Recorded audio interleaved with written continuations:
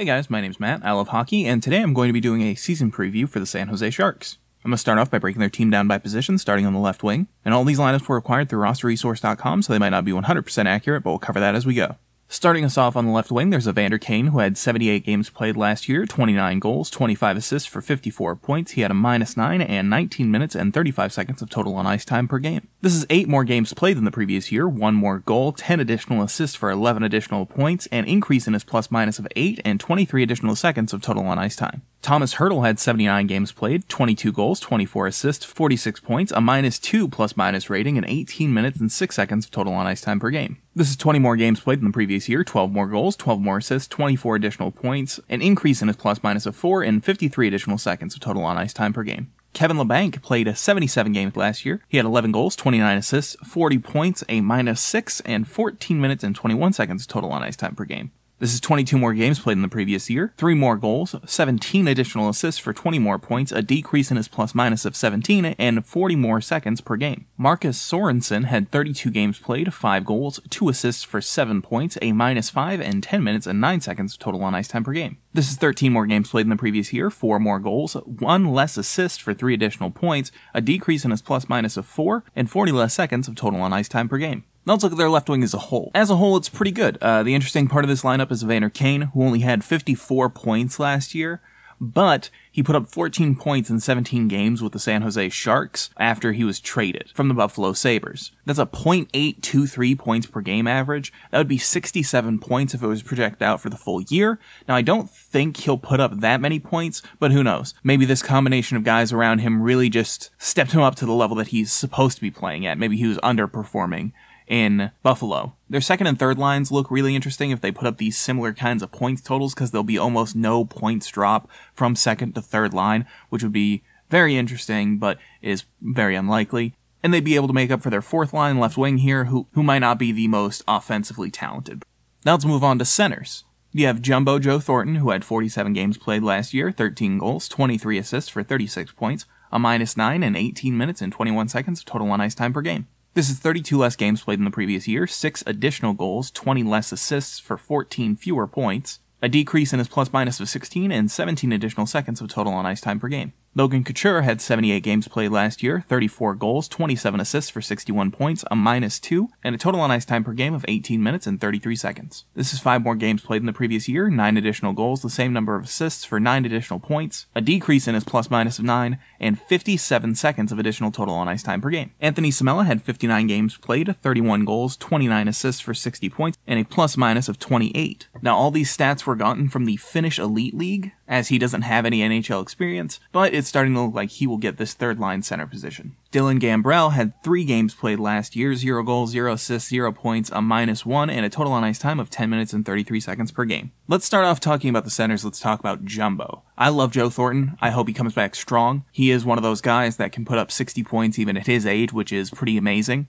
I'm kind of rooting for the Sharks this year because I really want him to win a cup before he retires, and this could be his last year. Now, the year before last year, he messed up his knee, and then this last year, he messed up the other knee, which is why he wasn't playing in the playoffs. But he had surgery on it. He says that it feels strong, and of course he's going to say it feels strong. He's not going to be like, yeah, my knee is messed up, dude. But he had a long off season, so let's hope that's true, and that he had enough time to recover. Samela, I'm not sure if I'm pronouncing that right. It was impossible to find audio of his name being said.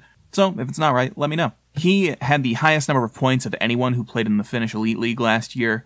Gambrell played for the University of Denver last year. He had 41 games played. He put up 13 goals, 30 assists for 43 points. I think he was in the mid to early 20s overall in points totals in NCAA play. So you have 2 really strong centers as your 1-2 guys, and then 2 guys that look like they could be good, but they don't have much in the way of NHL experience, but that's something that hopefully Jumbo and Couture can help them with. Over to the right side, you have Joe Pavelski, who had 82 games played, 22 goals, 44 assists for 66 points, 0 in his plus-minus, and 19 minutes and 15 seconds of total on ice time per game. This is 1 more game played than the previous year, 7 less goals, 5 additional assists for 2 less points, a decrease in his plus-minus of 11, an additional 8 seconds of total on ice time per game.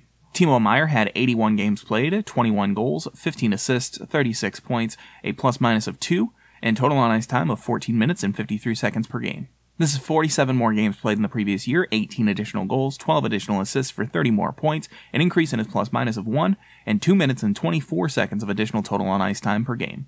Jonas Donskoy had 66 games played of 14 goals, 18 assists, 32 points, a plus-minus of 10, and a total on ice time of 14 minutes and 58 seconds per game. This is 5 more games played than the previous year, 8 additional goals, 7 additional assists for 15 more points, an increase in his plus-minus of 15, and 1 minute and 9 seconds of total on ice time per game, more than the previous year. Barclay Goodrow had 47 games played, 7 goals, 7 assists for 14 points, a plus-minus of 1, a total on ice time of 10 minutes and 53 seconds per game.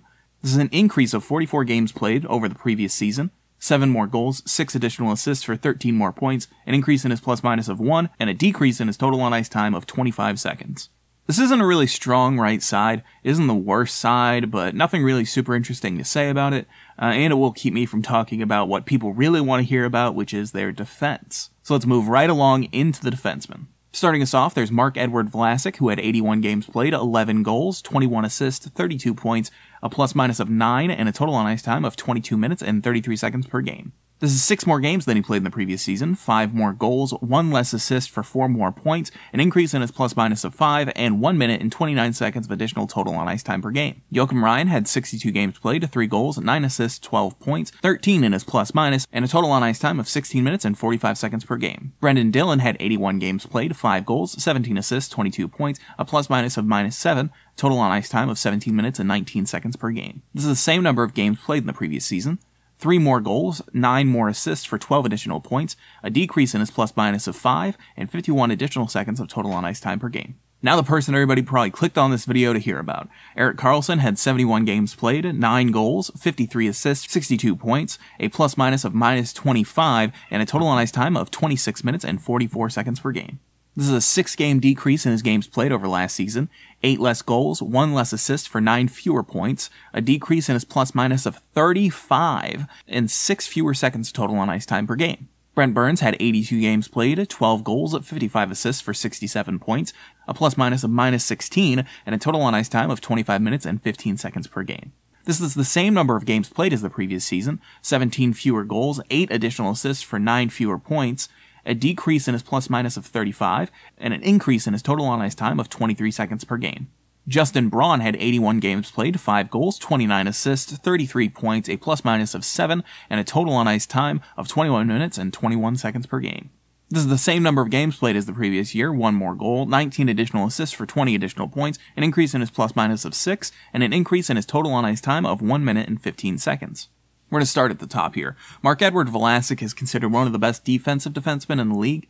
Burns is a 1-time Norris Trophy winner, and now you add Karlsson, a 2-time Norris Trophy winner. This is one of the strongest defensive groups in the league now. As far as offensively and defensively, they got Karlsson for not very much. They gave up a lot, but nothing big. Overall, I'd say this is one of the best, if not the best, D-core in the league now.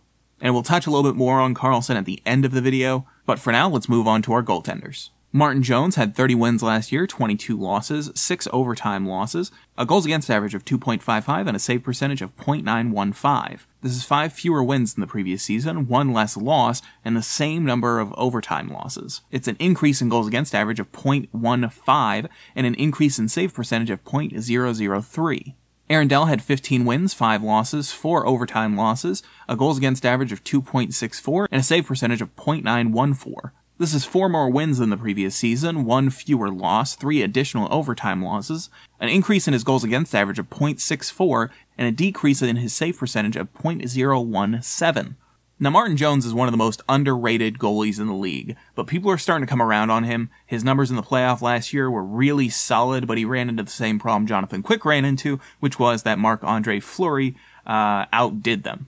You add in Aaron Dell, who's a good backup and puts up good numbers, and he can take enough of the workload off of Jones to keep him in top shape for most of the season, I think. So their goaltending, in my mind, is really underrated. This should be a really solid group. They're not going to be like the Kings or something, and people are going to put up the least number of goals on them of anybody in the league, I don't think.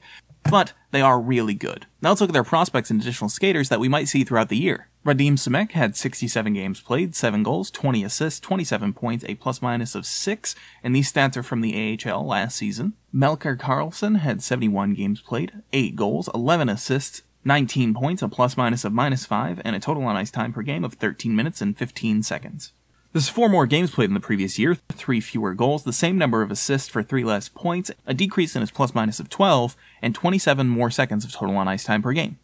Vincent Proplon had 47 games played last year, 15 goals, 24 assists, 39 points, a plus-minus of -5, and these stats are from the NLA. Finally, Tim Heed had 29 games played, 3 goals, 8 assists, 11 points, a plus-minus of 0, total on ice time of 16 minutes and 1 second per game. This is an increase in the number of games played over previous season by 28. He had 3 more goals, 8 additional assists for 11 additional points, the same plus-minus, and a decrease in his time on ice of 28 seconds. Now let's talk about what's still up in the air. These are questions I like to ask at the end of every single one of my videos, where I cover what I think will determine whether or not this team has an incredible season this year or a not-so-great season. The first thing I want to talk about is offensive scoring depth. Do they have enough offensive scoring depth, specifically? They have a lot of good players on their top 2 lines, and their defense has 2 of the most effective offensive defensemen in the league. But when you look at their second and third lines, and when you look at their depth from their AHL affiliate, they don't really have tons of it. That is something that we've learned over the last bunch of seasons, that something you really need to win a Stanley Cup is a lot of depth, especially down the stretch. A lot of people are going to be getting injured. So it'll be interesting to see if they do have enough depth. Next up, the Karlsson move and health. It's always interesting to see how a player adjusts to a new team, a new city, a new system. Combine that with the fact that Karlsson's numbers were down last year because he was injured the previous season. Now, he, of course, says, like every NHL player, that he is fully recovered, he's ready to go, he's 110%. But that's what everyone says all the time. So it'll be interesting to see if he actually has recovered fully from that injury, which by most reports he has, and how he fits into this new system. Now, the Sharks are a very solid team all around. Specifically defensively, their goals against average was 9th overall in the league last year with a 2.8, and their penalty kill percentage was 2nd in the league with an 84.8. So they don't need tons of help defensively, but adding Karlsson definitely assists this team with becoming better. And he'll hopefully drive additional offense, which is something they can use a little bit of help with. They were 13th in the league last year in goals per game with 3.0 goals per game, and their power play percentage was 15th in the league at 20.7. That's the stat that I think he's really going to affect and really push up, is their total power play percentage. And finally, the last thing I want to talk about is Joe Thornton's health. Now, Thornton's getting older, his health is always going to be a question, but if he can stay healthy, this is a pretty good lineup.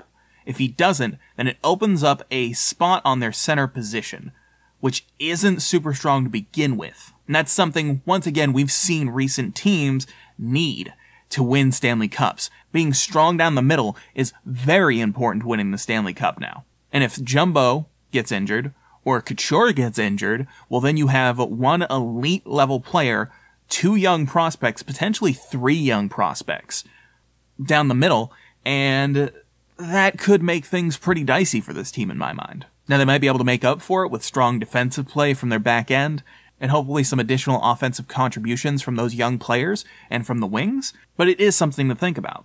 Either way, guys, that is my season preview for your San Jose Sharks. I do want to thank you guys so much for watching. Overall, I think the Sharks are going to win their division this year. I've had them winning their division even before they added Karlsson.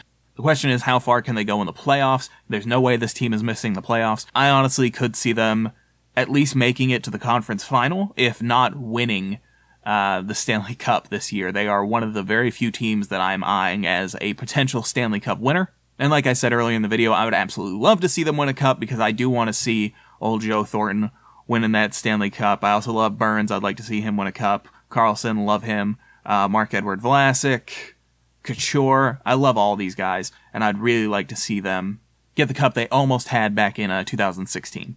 But let me know what you think, where you think they'll end up in the comments down below. Make sure to like, share, subscribe, and keep coming back for these season previews that I'm trying to get done. These things take some time, so I'm going to try and figure out a way that I can get these things done faster and uploaded more frequently so I can actually get them done. I'll be a little bit more freed up once I get these season previews wrapped up to do some more fun, interesting videos.